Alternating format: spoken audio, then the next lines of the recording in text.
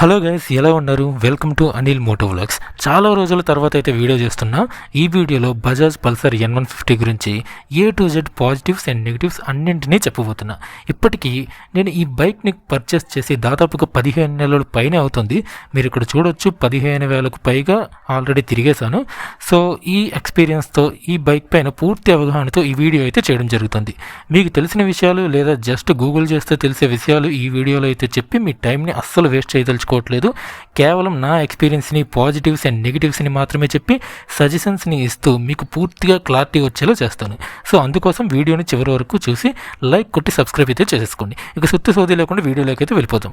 ప్రతి ఒక్కరు ముందు పాజిటివ్స్ చెప్పి తర్వాత నెగిటివ్స్ చెప్తుంటారు, కానీ నేను ముందు నెగిటివ్స్ చెప్పబోతున్నా.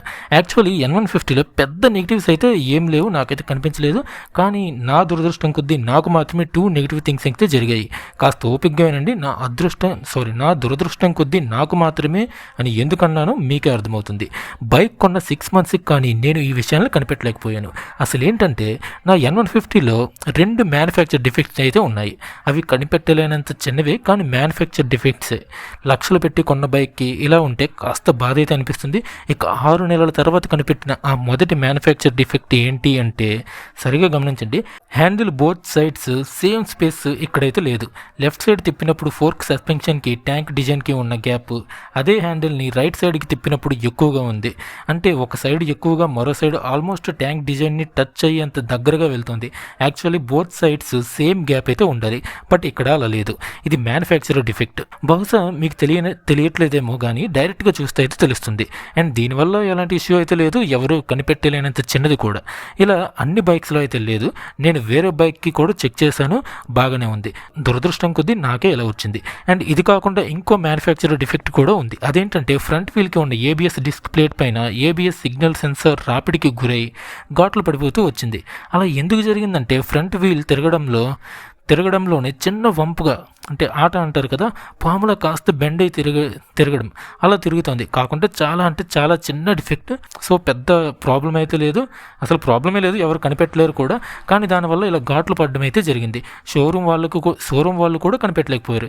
యాక్చువల్లీ కనిపెట్టినా కానీ చేసేదేమీ లేదు. సో ABS సిగ్నల్ రిసీవర్ దగ్గర ఒక ఎక్స్ట్రా వాసర్ని బిగించి ఘాట్లు పడకుండా అయితే ఆపగలిగాను. వీల్ రొటేషన్లో ఉన్న తేడా చాలా చిన్న తేడా కావడం వల్ల నో ఇష్యూస్. ఇవి అందరి బైక్స్లో ఇలా అయితే లేదు. దురదృష్టం కొద్దీ నాకే ఇలా వచ్చాయి. సో మీరు బైక్ తీసుకుంటే వీటిని గమనించి పర్చేస్ చేయండి. వీటిని నేను మాత్రమే నెగిటివ్గా పరిగణించాలి, ఎందుకంటే అన్ని బైక్స్లో ఇలా ఉండదు కాబట్టి లేదు కూడా. యాక్చువల్గా ఉన్న నెగిటివ్స్ చెప్పుకుంటే, వర్షాకాలంలో బురద ఎక్కువగా ఉన్న చోట డ్రైవ్ చేస్తే బైక్తో పాటు మీ కాళ్ళకు కూడా బాగా బురద అయితే చేసేస్తుంది, అంతలా తుల్లుతుంది. ఇది కామన్ కాబట్టి మరీ నెగిటివ్ అనడానికి లేదు. అలాంటిదే ఇంకోటి ఏంటంటే, ఆఫ్టర్ 1 year బైక్ నడుపుతుంటే చైన్ నుండి టక్ టక్ టక్ అంటూ సౌండ్ అయితే రావడం మొదలైంది. విషయం ఏంటంటే, చైన్కి ఉండే మాస్టర్ లాక్ని మార్చాలన్నారు. ఇది కూడా కామన్గా ప్రతి బైక్లో వచ్చే ఇష్యూ కాదు. యాక్చువల్లీ యూజ్ చేస్తుంటే ఎవ్రీ 1 or 2 yearsకి ఇలా జరుగుతుంది. మనం చేసుకుంటూ ఉండాలి.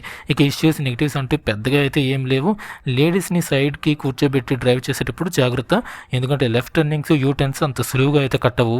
150cc అయినా కానీ లెఫ్ట్ కటింగ్స్కి హెవీ బైక్ మాదిరి ఇబ్బంది అయితే పెడుతుంది. ఇంకో చిన్న నెగిటివ్ థింగ్ ఏంటంటే, డస్ట్ని ఎక్కువగా అట్రాక్ట్ చేస్తుంది. ముఖ్యంగా వైట్ కలర్ బైక్, అంటే నా N150 bike type of bike మీరు తీసుకుంటే కనుక ఆఫ్ రూట్లో, విలేజెస్లో అయితే ఎవ్రీ 3 weeksకి ఒకసారి క్లీన్ చేసుకోవాల్సి వస్తుంది. నేనైతే మంత్లీ ఒకసారి వాటర్ వాష్ చేస్తుంటా. మరో చివరి నెగిటివ్ థింగ్ ఏంటంటే, షోరూంలో వాళ్ళు పెద్దగా మంచిగా రెస్పాండ్ అయితే అవ్వట్లేదు. టూ మచ్ వెయిటింగ్ కూడా చేయాల్సి ఉంటుంది. బజాజ్ వాళ్ళు ఇదొకటి ఇంప్రూవ్ చేసుకోవాలి. సో ఇవి నేను ఫేస్ చేసిన నెగిటివ్స్. ఇక పాజిటివ్స్ గురించి చెప్పాలంటే, మనందరికీ కావాల్సిన మైలేజే ఇందులో best thing.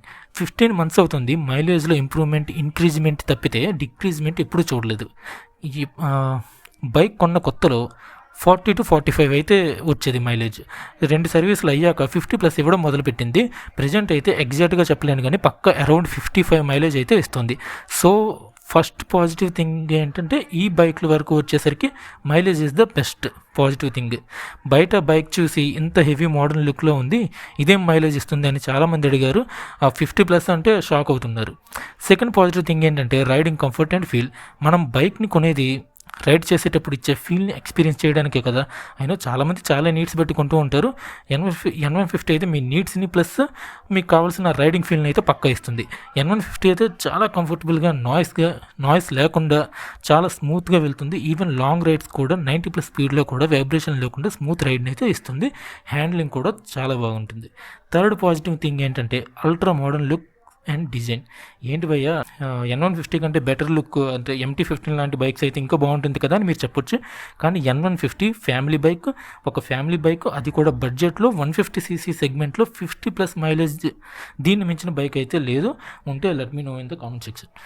Fourth positive thing ఏంటంటే మెయింటెనెన్స్ చాలా ఈజీ, లో కాస్ట్లో అయిపోతుంది. మంచి ఇంజిన్ ఆయిల్ని టైంకి మార్చుకుంటూ మంచి ఇంజిన్ని బయట కాకుండా ఆన్లైన్లో పర్చేస్ చేసి ఓన్గా మార్చుకోండి. వాటర్ వాష్ మంత్లీ వన్స్ ఓన్గా చేసుకుంటే 500 to 700తో ఈజీగా మెయింటెనెన్స్ అయితే చేసేసుకోవచ్చు.